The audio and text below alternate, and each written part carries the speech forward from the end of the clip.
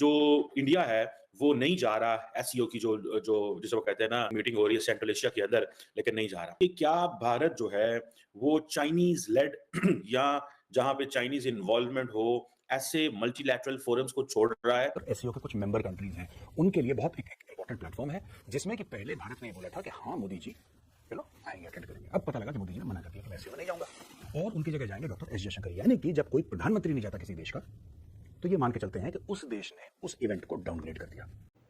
नमस्कार दोस्तों, अभी बात हो रही है एससीओ को लेकर, जिसमें पीएम मोदी ने वहां जाने से मना कर दिया है। एससीओ समिट को ज्वाइन नहीं करेंगे। वहां पर एस जयशंकर जाकर वहां पर अपना भाषण और सम्मेलन में शामिल होंगे, जिस पर पाकिस्तानी मीडिया का जो रिएक्शन है वो बोल रहे हैं कि अब चाइना को बाइकआउट कर रहा है भारत।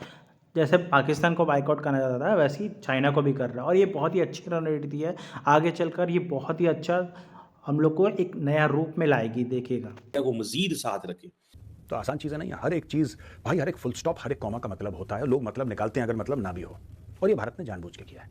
भारत ने उसके कई कारण दिए। भारत ने बोला कि जी उस समय पार्लियामेंट चल रही है इसलिए मोदी जी बड़े बिजी हैं। भारत ने ये भी बोल दिया चुपचाप। दोस्तों ऐसा है कि G20 में शी जिनपिंग को आना था, नहीं आया वो।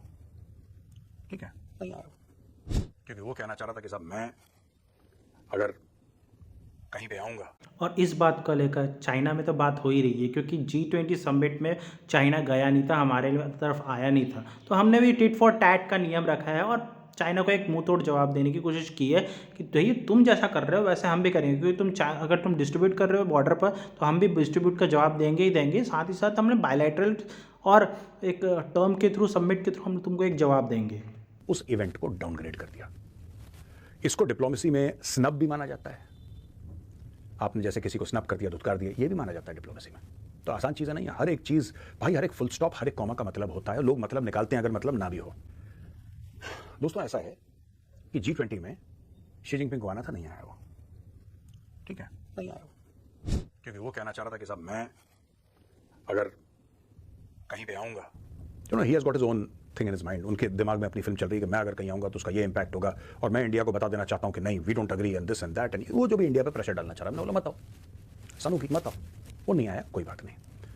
शंघाई कोऑपरेशन ऑर्गेनाइजेशन है एक मल्टीनेशनल प्लेटफॉर्म है,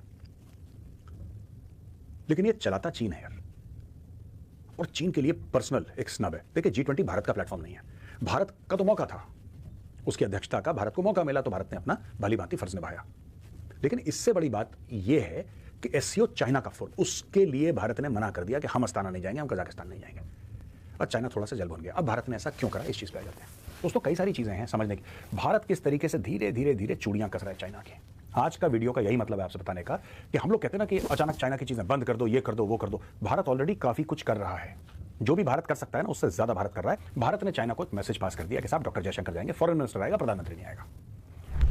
दूसरी चीज़, भारत ने यह भी चाइना को बता दिया कि साहब जब तक आप बॉर्डर का मामला हल नहीं करेंगे, आपके और हमारे रिलेशनशिप नॉर्मल नहीं हो सकते। ठीक है, सो इंडिया ने क्या किया कि ये हमें हर जगह रोकें, तो हम क्यों चाइनीज लेड ब्लॉक का हिस्सा बन के अमेरिका को भी नाराज करें और चाइना को भी खुश करें? तो हमें क्या करना चाहिए? उन्होंने कहा स्टेप बैक कर ले, स्टेप बैक कर ले। लेकिन अब ये फैसला कर लिया गया है कि मोदी साहब एससीओ नहीं जा रहे। एससीओ का स्टेटस इससे क्या डाउनग्रेड होता है? तो होता है। इसकी वजह यह है कि ये भारत का प्रधानमंत्री है। अब जो कंट्रीज इस एससीओ में शामिल हैं, अगर आप उनको ले लें तो उसमें इस वक्त जो सबसे अहम और सबसे बड़ा कंट्री इस रीजन का है वो इंडिया है, चाइना है, रशिया है।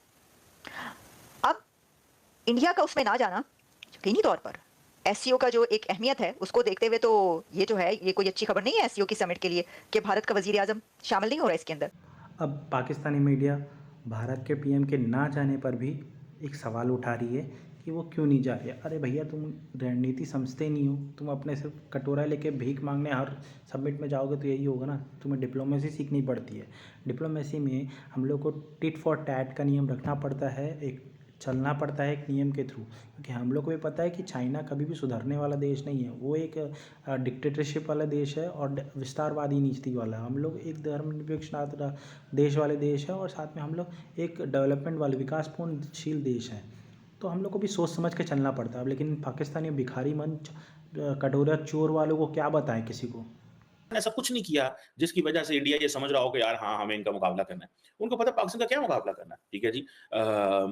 अब ये चीज़ें हैं। अब चाइना और जो रशिया है वो समझते हैं कि जो शंघाई कोऑपरेशन ऑर्गेनाइजेशन है, ये एक यूरेशियन अलायंस है। इसको हमने वेस्टर्न डोमिनेशन को काउंटर करना है।